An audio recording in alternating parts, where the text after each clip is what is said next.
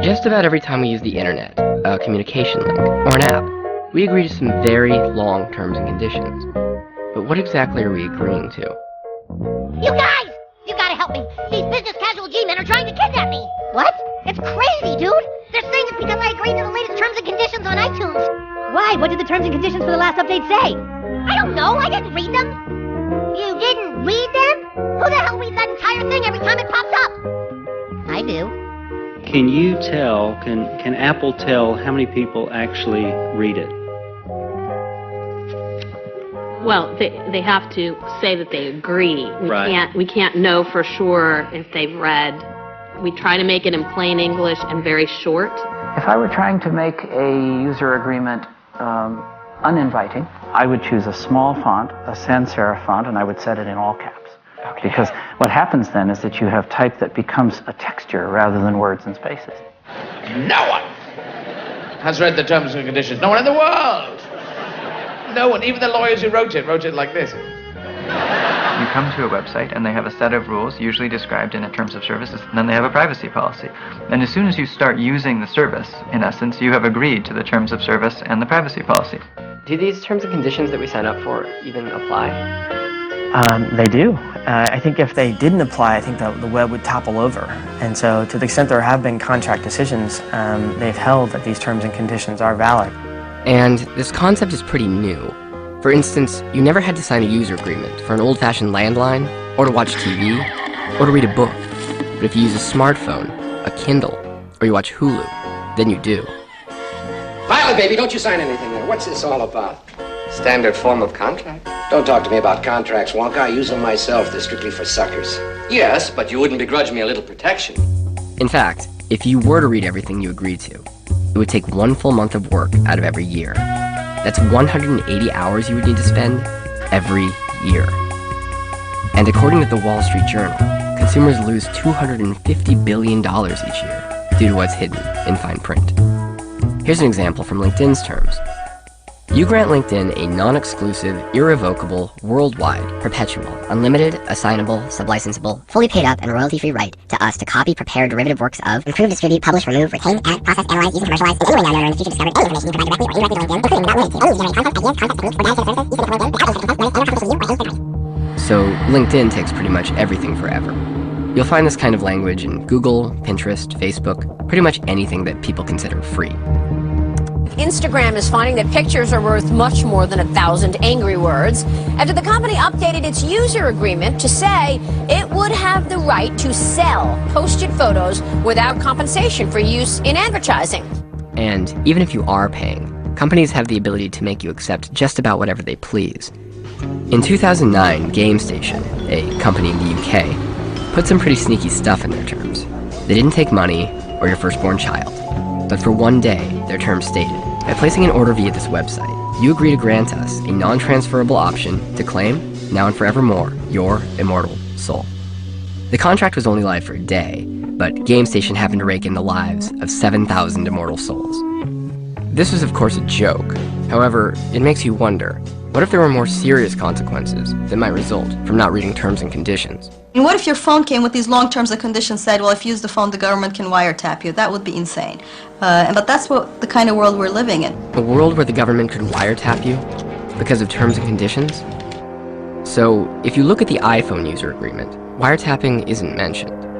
But in AT&T's privacy policy, they say that they can use data to investigate, prevent, or take action regarding illegal activities. Prevent?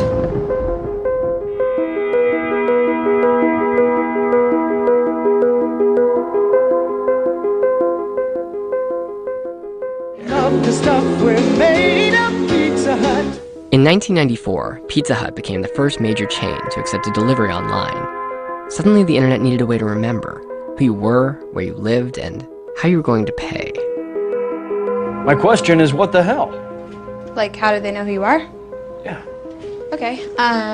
There are these things called cookies, where, like, if you go to a site and buy something, it'll remember you and then create ads for other stuff you might want to buy. So it learns information about me? Seems like an invasion of privacy. It wasn't until the late 90s that companies began voluntarily adding privacy policies to explain what was happening with this data. Then, in 2000, an online company called ToySmart went bankrupt. But they had an idea. They tried to sell their database of 195,000 users to another company. This included names, billing information, shopping preferences, and family profiles, even though their privacy policy said they would never share information.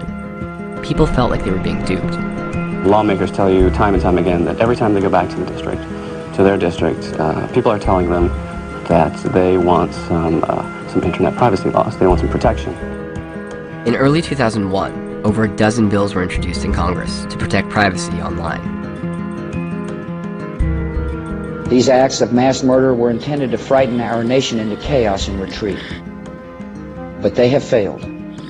All of the privacy legislation was killed or abandoned, and the Patriot Act was, of course, initiated. The bill before me takes account of the new realities and dangers posed by modern terrorists. This new law that I signed today will allow surveillance of all communications used by terrorists, including emails, the internet, and cell phones. The Patriot Act expanded the ability of the federal government to do surveillance in a lot of little ways. You don't need a judge's approval, for instance, to find out what website someone visited, what search terms they typed into Google. The question of your, if you will, information being retained by Google is not really at this point a Google decision. It's really a political or public policy decision enforced by different governments in different ways. What if privacy policies weren't about protecting privacy at all, but rather taking it away? Let's take a look at Google's privacy policy around this time to see if any changes were made.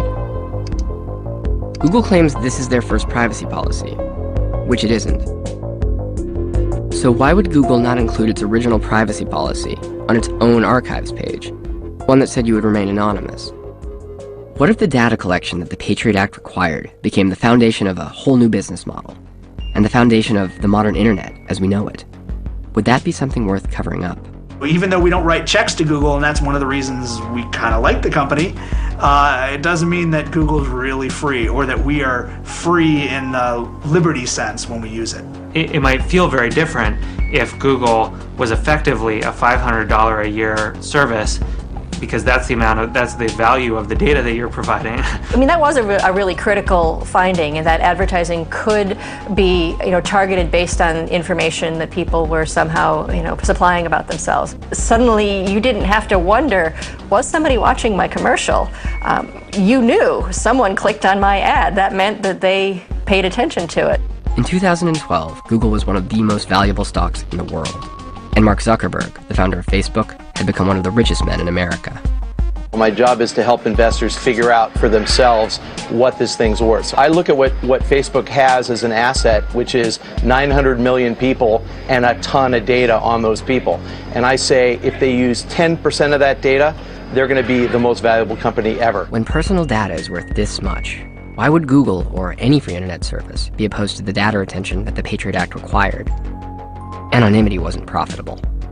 the people who are willing to give up a little bit of information in exchange for having access to something that's free or something that's fun or a free taco. I don't think that ever changes, right? You always want something free. And plenty of people are willing to provide information to get that. And plenty of companies picked up on this fact.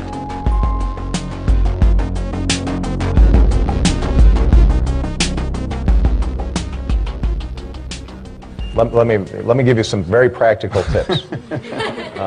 First of all, I want everybody here to be careful about what you post on Facebook. What the default settings are on Facebook. This is how most people use this technology.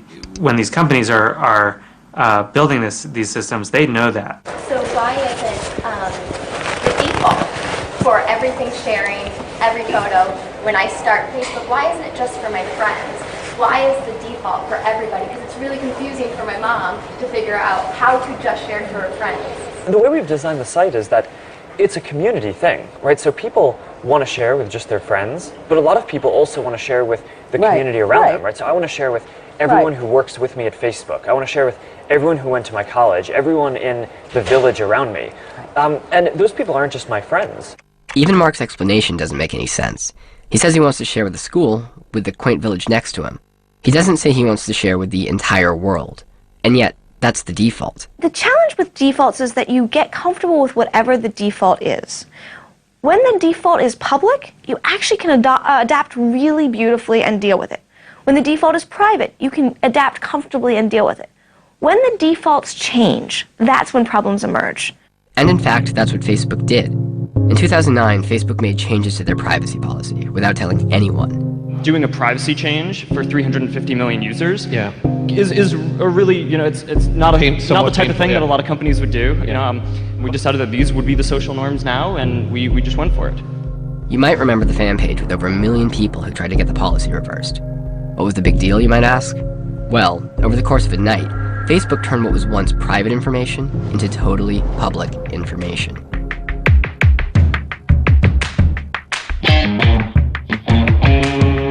These platforms have an incentive to keep as much information about you and make it as visible as possible. It's almost the question then becomes, what's the less forgivable sin? Having this crazy one-night stand or not knowing how to use Facebook properly?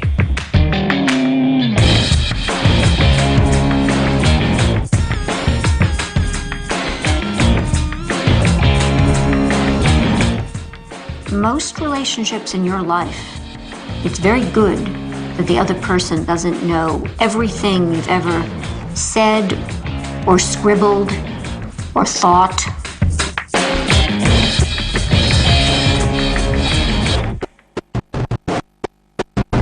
When you choose to share a photo album, you go to Facebook and you choose to put those photos there. Just have it opt in on every single thing. Opt in. Opt in. Opt in.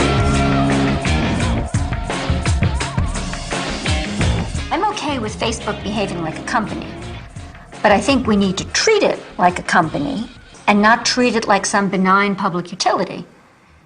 These are the default settings on Facebook in 2005, divided into 12 categories.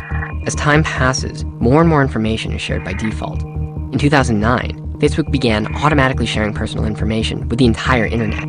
By 2010, everything was shared by default, except for your contact info and your birthday. We could, if you did a search and a Gmail and a YouTube and so forth yesterday, and you did it from your home, I'll give you the worst case. You did it from your home, and you only have one computer in your home. In theory, we could cross-correlate those and get all three together. We don't do that, and we're not likely to do that. But in January of 2012, Google made changes to their privacy policy, and they did just that. Google combined all of the information any of their services had collected about a person and put them into one single profile. What Eric Schmidt had said was the worst-case scenario, Google had actually done.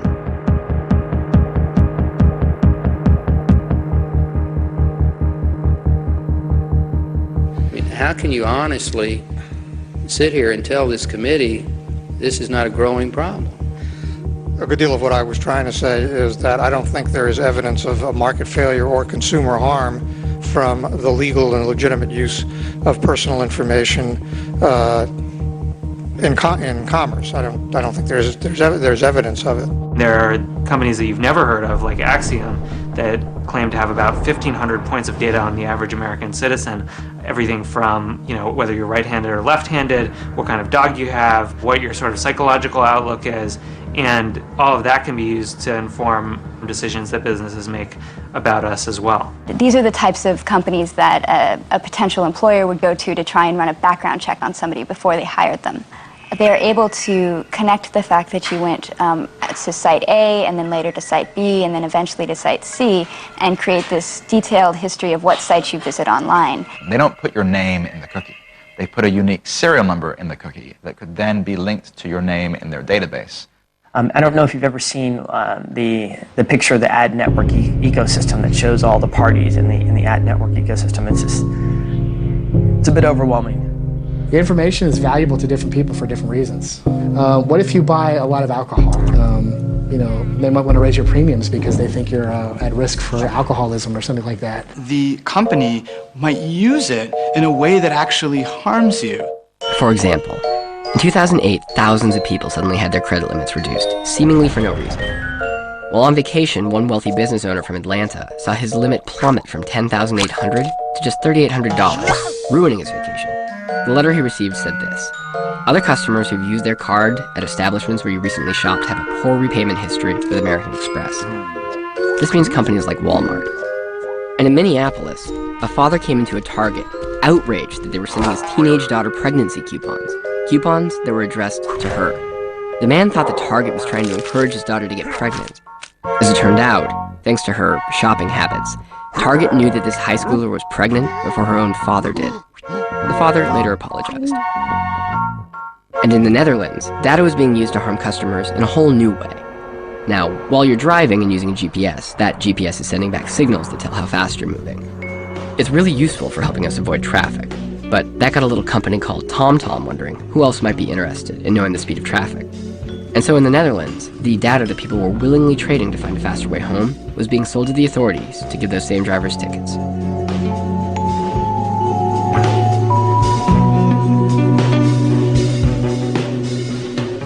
The reason we don't have any baseline consumer privacy law because of the FBI? No.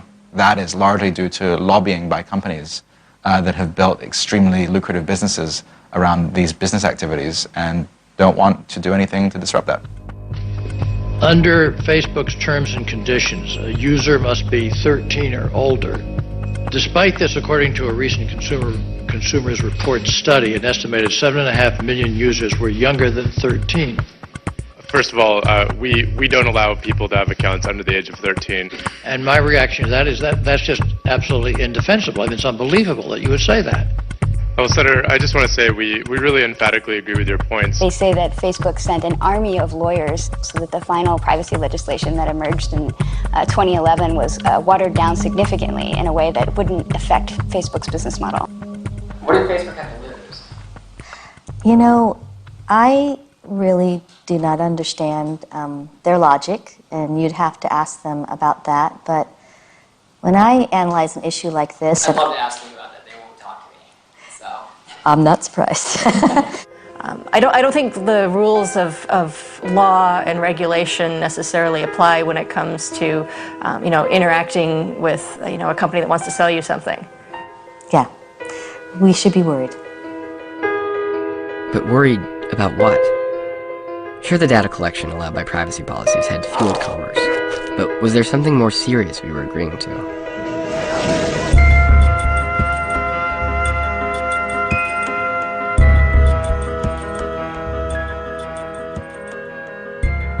Total Information Awareness, a program initiated by the government in January of 2002. Its mission? To collect every digital transmission imaginable. And yes, this was their real symbol, the eye of the pyramid, scanning the Earth with a laser beam. It actually looks oddly similar to what's inside of Mark Zuckerberg's hoodie. Making the world more open and connected. Oh my God, it's like a secret cult.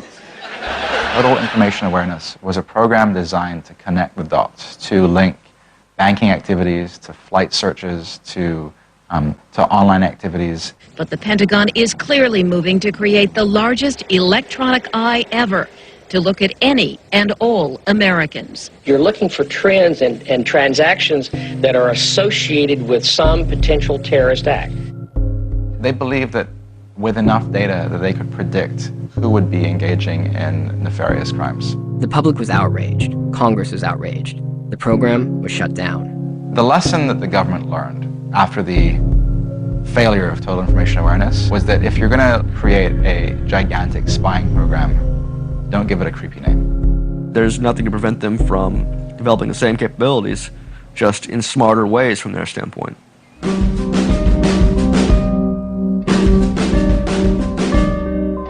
A wiretap requires a court order. Nothing has changed, by the way. But in reality, lots had changed.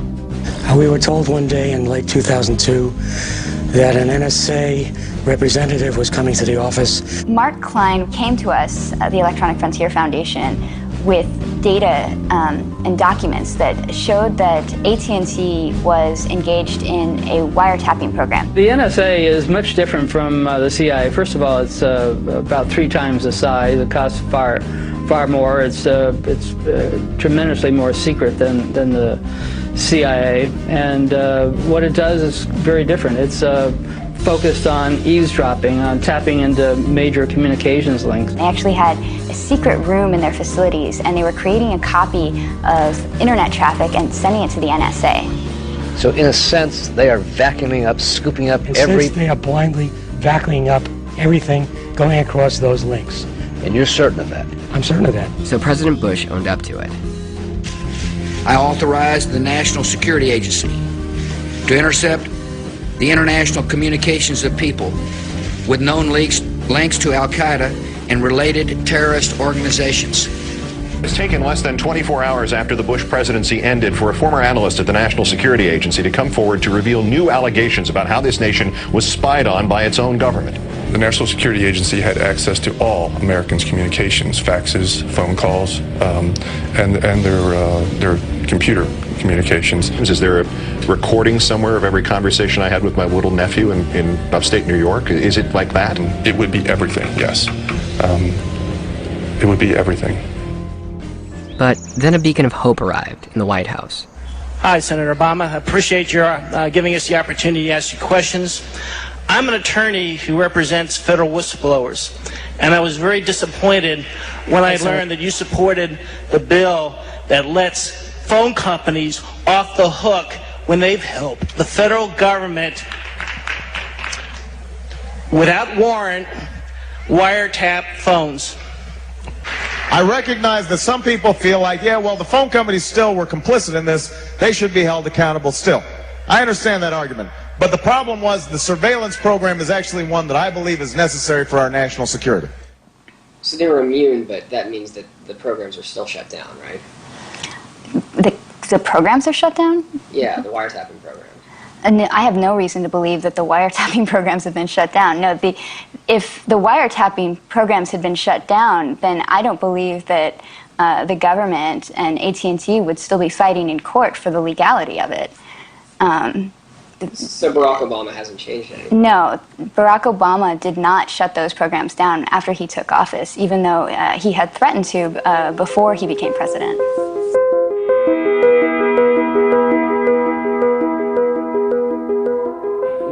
When we got started just in my dorm room at Harvard, you know, the question that a lot of people asked was, why would I want to put any information on the internet at all? Like, why would I want to have a website?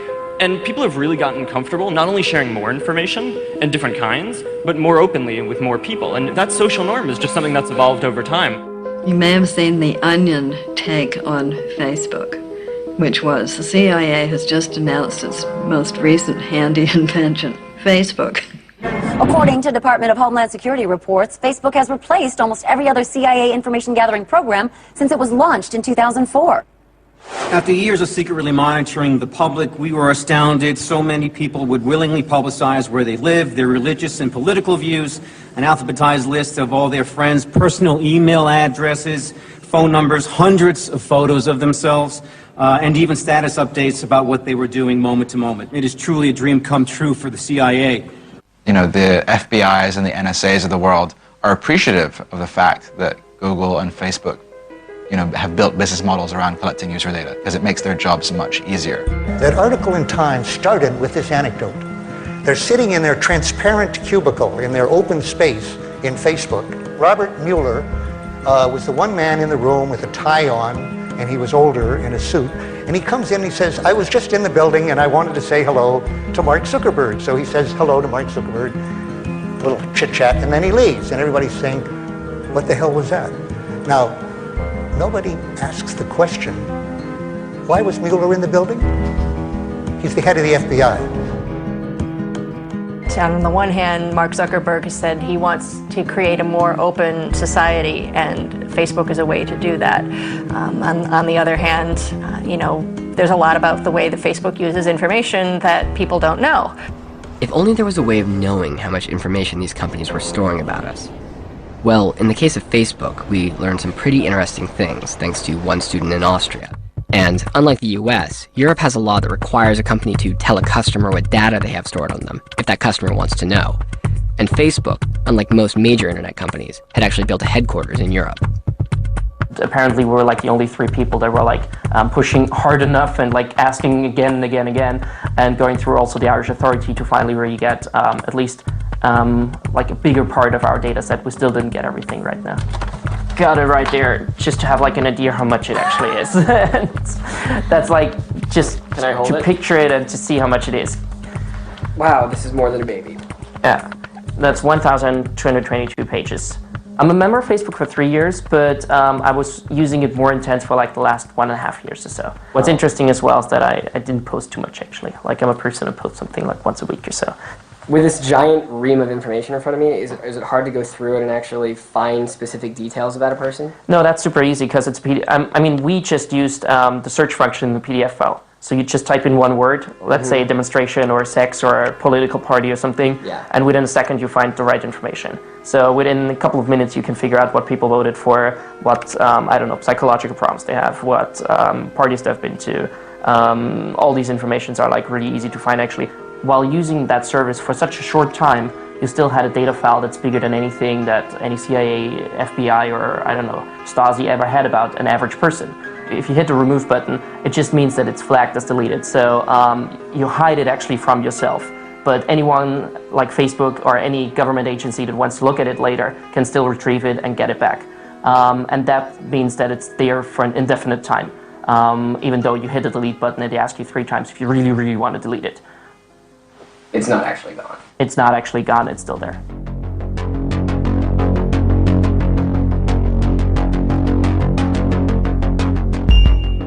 So we've ultimately adopted roughly the following rule. We think of it as we anonymize the information within 18 months. It might be anonymized after 18 months, but all of the searches that we've ever done are still there. The underlying data is still there to be de-anonymized at some point. And de-anonymizing search records turns out to be shockingly easy. That is, taking private searches and finding out whose records they are. In 2006, AOL turned over a bunch of these anonymized search records of their users to the public, and it only took a few short hours for a reporter to decode who user number 4417749 was. Between searches for things like numb fingers, 60 single men, and dog that urinates on everything, the reporter uncovered a woman named Thelma Arnold. She was age 62. But then there's user 175566639, who looked up How to Kill Your Wife multiple times, along with decapitated photos, and then in the middle, the user actually looks up steak and cheese. Steak and cheese! And there were plenty of users online who were quick to judge what was going on here. It was murder.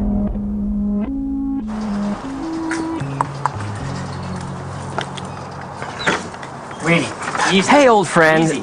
So, let's take a seat and I'm going to show you something. Okay. What I'm showing you here is a list of anonymized search records. These records were released by AOL. Are there actually things on this list that you know you've searched for before?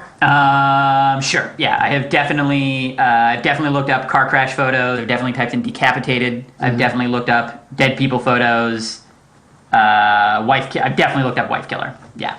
In fact, I've looked up every single search term I'm looking at here. You see, Jerome had been a writer on Cold Case, a TV show where each week cops have to solve a murder mystery.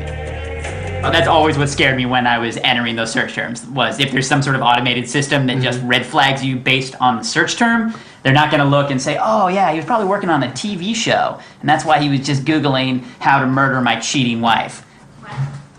I just wanted to confirm that I had not murdered you and that you were alive. No, I am allowed to come out of this room. And our baby's safe. Okay, good. It has a clean diaper. Oh, thank God. So we can rest assured you are not a murderer. I am not a murderer. You are a writer. I'm a writer. Okay. Glad we could clear that up. Glad we could clear that up. So what would happen if that red flag system did exist? If a dad like Jerome might someday have his door knocked on because his search records became public.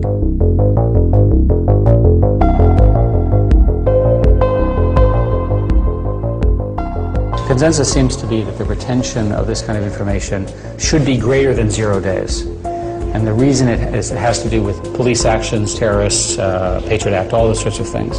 If you look at news stories now about what they call big data is really looking up the question of how can government and corporations work with that data in order to look for anomalies and predict when you're going to do something so they can stop you from doing it. And the government isn't even that secretive about it. If you visit their business website, there's an application there looking for developers to create better tools for mass surveillance of our online activity. Examples for surveillance include, but are not limited to, Fox News, CNN, MSNBC, Twitter, Facebook, etc. Which brings us back to that word you'll find in many user agreements. It's the word that sent us down this whole path in the first place. Prevent. So this might make you wonder, what potential threats would all of the surveillance we agreed to actually prevent?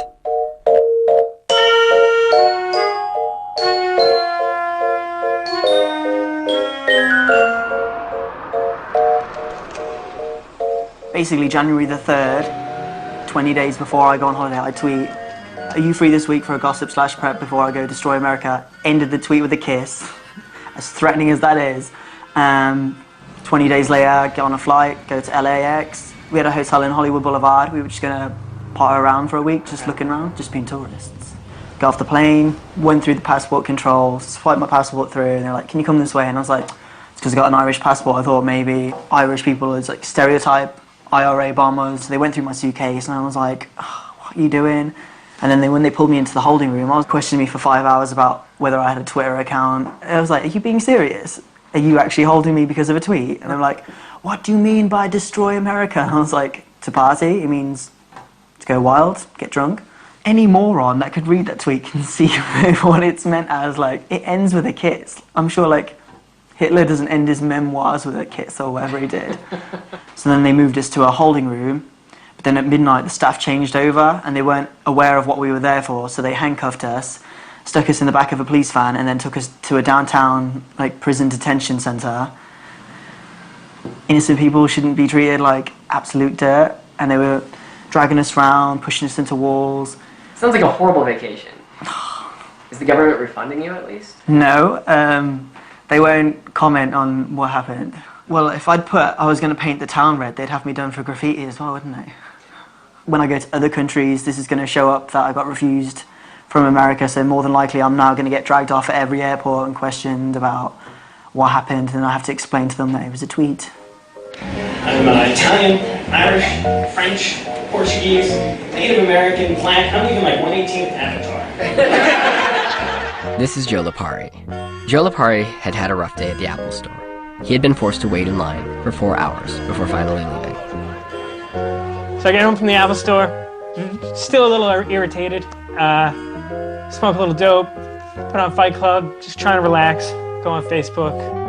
And this button-down Oxford cloth psycho might just snap and then stalk from office to office with an armor-plated AR-10 gas-powered semi-automatic weapon. And I said the same thing, but except the Apple store. Pumping round after round. And, basically word for word, except for where. Hanging out on Facebook, getting ready to go to yoga class, and there's a shave and a haircut. 2 bits, knock on my door. So I was like, hey, maybe somebody's here to watch Fight Club with me. Open it up, boom, NYPD SWAT, their bulletproof vests on, their guns drawn, and they tear the place apart. They really go through everything. When the one cop, finds the box that has all my like military awards. He comes bringing it down. He's like, "Oh, you were in the military," and we start talking like Army talk. He sees that I speak the language, and that's when he asked me, "He's like, so do you know what an Armalite AR-10?" And I was like, "That's why you're here, guys. You're here because I made a bad joke on Facebook. Like that blew my mind. Like it's the ultimate buzzkill. Really, your Facebook page is brought SWAT to your house. They told me not to go far from New York because I'm going to be needed for all these court cases for a year. They claim one of my Facebook friends called 911, which is another thing I think is bogus. So I asked for the 911 tape, which they keep on file. They have to. And it's my right, it's my stuff. They have to give me my mugshots if I want it. So they come back and say, "Oh, turns out it wasn't someone that called 911, it was someone that just walked into the police station, and that's something we don't keep a record of." And how'd you get my address? I lived there for like 10 days. I didn't update my mailing address yet. Like all my banking stuff was still going to my old apartment. Like there was nothing saying I lived there except for a verbal agreement. 3 minutes after being done with my lunch, I was told to go up to the office, and then I would sat down inside the vice principal's office, and I wasn't told what was going on until maybe 10 minutes later. My phone rings, I look at it, and it was the number to his school, and I answer it, and it's the school security guard just giving me a FYI, for your information, just to give you a heads up, the Secret Service is here with the Tacoma Police Department, and they have Vito, and they're talking to him. A man walked in a suit and glasses, and he said that he was part of the Secret Service, and he told me it was because of a post that I made, and it indicated as a threat towards the president. Yes, a 7th grade boy was visited by our FBI because of a red flag that came up in their spy system. I was saying how Osama is dead, and for Obama to be careful because there might be suicide bombers. It didn't consider his age, or that his comment about Obama needing to watch out was one of concern. The machine simply determined that based on a series of words, Vito was a potential threat.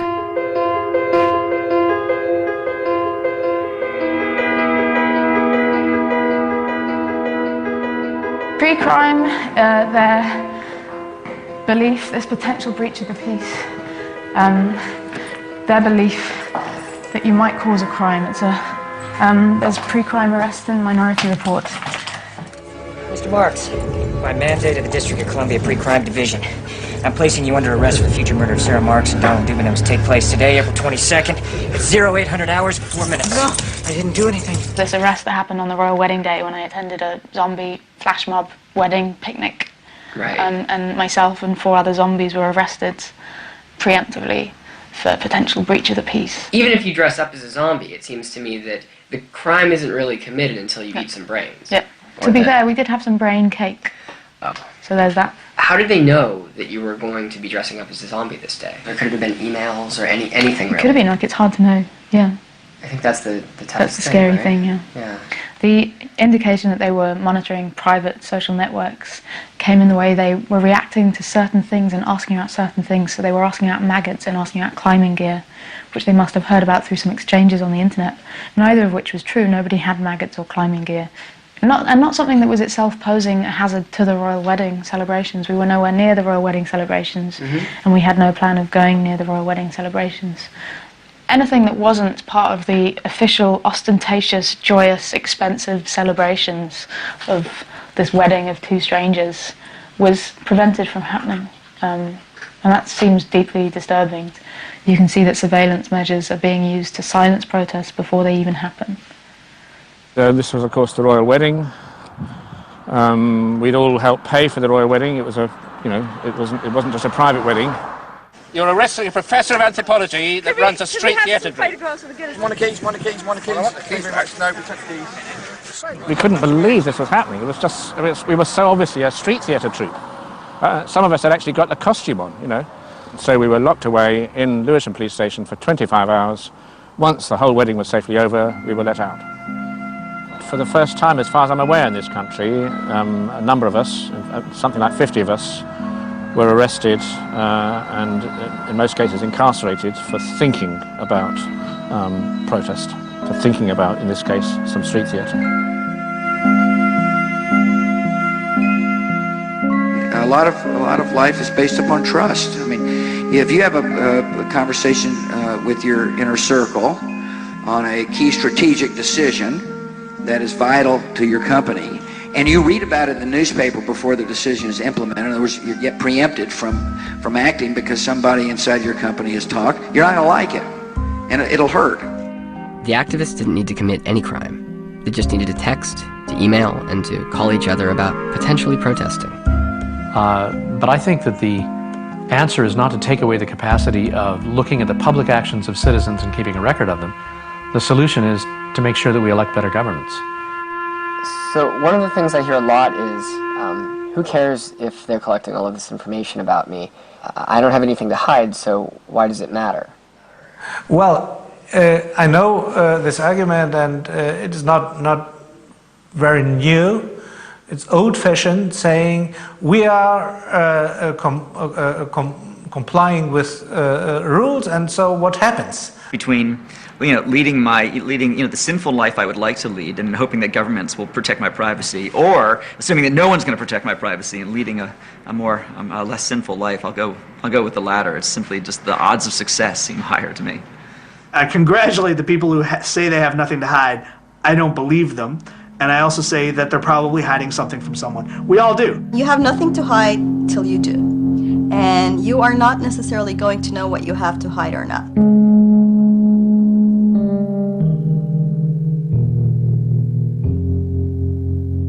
You might remember the case of Millie, a teenage girl in Britain who disappeared in 2002. Police in Surrey say they're growing increasingly concerned about the safety of a 13-year-old girl who hasn't been seen since Thursday afternoon. Before the police found her body, her parents were holding on to hopes that she might still be alive. I'd say if someone has taken Millie and is holding her, then please, please give her back to us. Why is that, you might ask? Well, because according to phone records, Millie had checked and deleted her voicemail.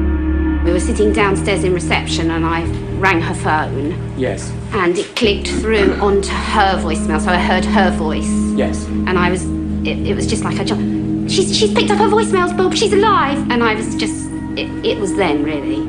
As it turned out, members of Rupert Murdoch's corporation had been hacking into Millie's phone, trying to be the first to reveal details of this national news story. Right, I think this is the watershed moment when finally the public start to see and feel, above all, just how low and how disgusting this particular newspaper's methods were. This was a murdered schoolgirl, and the thought that a very tight-knit circle of very senior politicians linked up very closely, intimately, with the police and with the media mogul, Rupert Murdoch. For 30 years, as British prime ministers came and most certainly went, a constant character in their worlds was Rupert Murdoch, the billionaire media mogul whose press... For years, celebrities and individuals like Millie had the voicemails they thought were hidden and private accessed by Rupert Murdoch's corporation, at the expense of people like Millie's parents. And it took nearly a decade to expose the misuse of this highly personal data.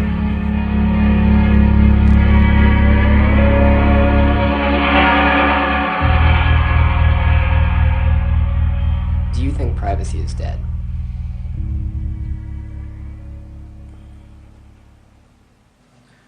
I mean, it's certainly dying. Whether or not it for privacy I mean, privacy is going to remain dead unless there's a really fundamental shift in the dynamics by which that's decided. By which I mean the only real effective response is to monitor and to change the behavior, the tendencies of the intelligence industry and law enforcement and all that, and even companies. And that's very, very unlikely. I don't know exactly who the us is, but I'm very critical of us. I think that this is an area in which we have allowed ourselves to be smitten. We want this technology to grow and grow, and we don't want anything to rain on our parade. And we have woken up to the privacy concerns, in my view, at least 4 years too late. I mean, is privacy dead? Yeah, without question. Without question, yeah, it's dead. it's safe to work under the assumption that nothing's private. You know, anything that's been digitized is not private. And that is terrifying. When this becomes the size of a blood cell, then I can just send them into my brain and my body through the bloodstream. This will become quite ubiquitous, and it really will be part of who we are. And people say, well, okay, that's going to be a real threshold to move beyond, but I don't think so. It's a very smooth continuum from, you know, when I was a student and had to take my bicycle to get to the computer, to having it in my pocket, to having it in my body. It's a convenient place to put it. I won't lose it that way. But they say if you put a frog in a pot of water and slowly turn up the heat, the frog will just die because it doesn't realize it's boiling. And I think that, like anything else, I think we're opting in a centimeter at a time. And, you know, pretty soon you're pretty far down the road. You look behind you and you sort of wonder how you got where you were. I think that's true. It's just completely out of control. I mean, it's just, sky's the limit, you know? They know everything about us now.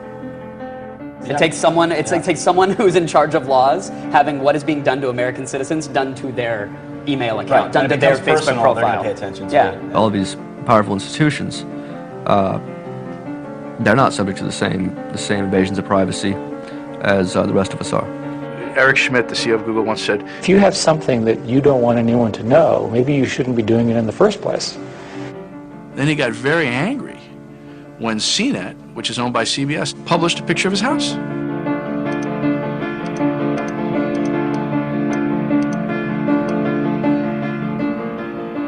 Well, when you ask Google about do not track, they claim we have to understand how to define that before we can implement any technology. Do not track's pretty simple. It means we don't want to be tracked. The only reason Google doesn't understand it is because Google doesn't want to implement it.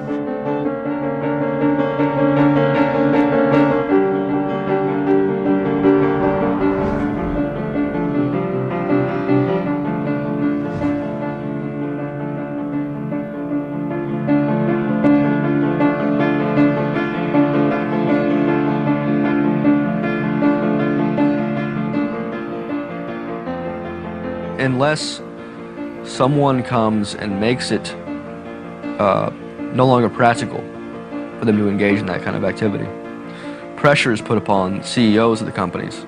They're going to engage in it.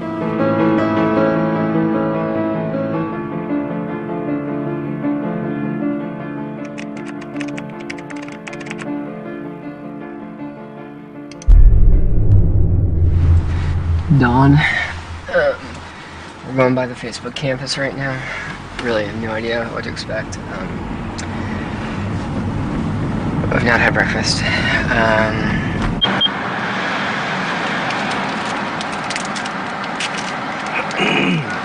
Zuckerberg. He'll know that I checked in here too, so that's good. He knows that I'm right next to his house. Let's see, we have here's the exact quote from Mark. So, having two identities for yourself is an example of a lack of integrity. Lack of integrity. They just did a knock up on his door, so it seems very likely that we might get a Mark Zuckerberg sighting today.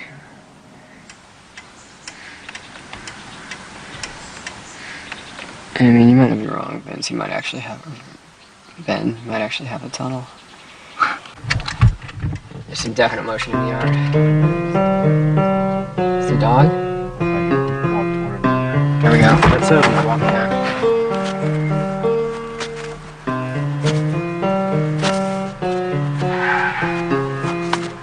Mr. Zuckerberg? Hey, I'm working on a documentary. Got a little blog here, but wondering if I could just ask you a couple questions. Sorry. Really? I can't work on Can I ask, do you still think privacy is dead? What are your real thoughts on privacy? Are you guys recording? We are. Can you please not? I can stop, yeah. Alright. Mark Zuckerberg had asked me to please not record him, so we shut off the main camera. But since Mark doesn't seem to mind storing our data after we think it's been deleted, this only seemed fair. Can you please not? I can stop, yeah. All right. Can I come by your front desk, though, and ask about setting up an interview? Yeah, I mean, we have a department where you can talk to people about that. Yeah, I know. I've tried going through it a few times, and I never hear back. There's a major difference here. Mark loosens up after he thinks we've stopped recording. And you see that? That right there. That's a smile. Mark Zuckerberg smiled at me. And you know why? Because he thought I had stopped recording, and he was relieved. Imagine what a relief it would be if all of these companies and the government stopped recording everything we do, if we could just make a simple request to them, something that Mark Zuckerberg knows how to ask for. Can you please not? Can you please not record us, monitor us, and share our information unless we ask first? We need terms and conditions that are reasonable. And we need privacy policies that promote the most basic principles of our democracy, rather than taking them away. Or, as a young senator once said, back before he became president, we need to find a way forward to make sure that we can stop terrorists while protecting privacy and liberty of innocent Americans. We have to find a way to give the president the power he needs to protect us while making sure that he doesn't abuse that power. And that simple principle that there's somebody watching the watcher, whether that's on an issue of freedom of the press or it's an issue of warrantless wiretaps, that simple principle is one that we can't give up, and we don't have to give up. well, Mr. President, we are watching. And I guess we have to ask ourselves one simple question. Do we agree?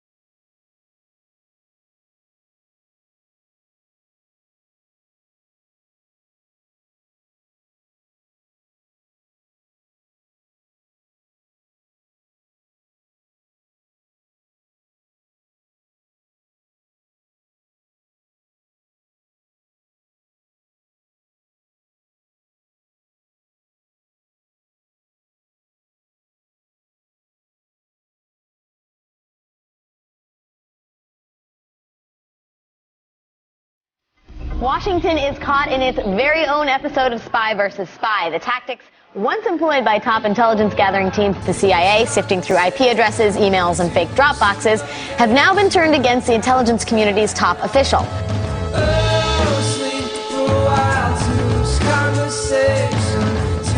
The FBI uncovered evidence of an affair between Petraeus and his biographer Paula Broadwell. That's right. Petraeus had an affair with the author of his fawning biography, All In.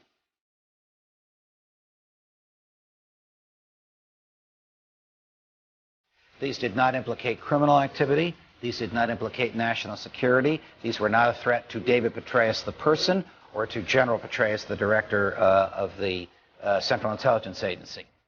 Those are not my words. Those are the FBI's words.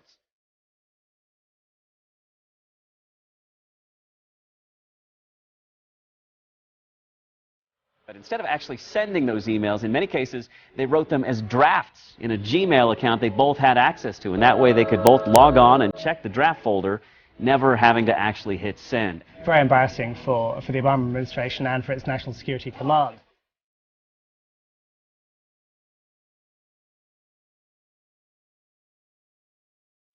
It's troubling because there are laws that the FBI has to follow, and he has the right to be protected from an unwarranted, unjustified investigation by the FBI or anyone. People don't really know how they're being monitored, and they think, well, hey, if it's working, if we keep stopping another 9/11, then it's, quote, worth it.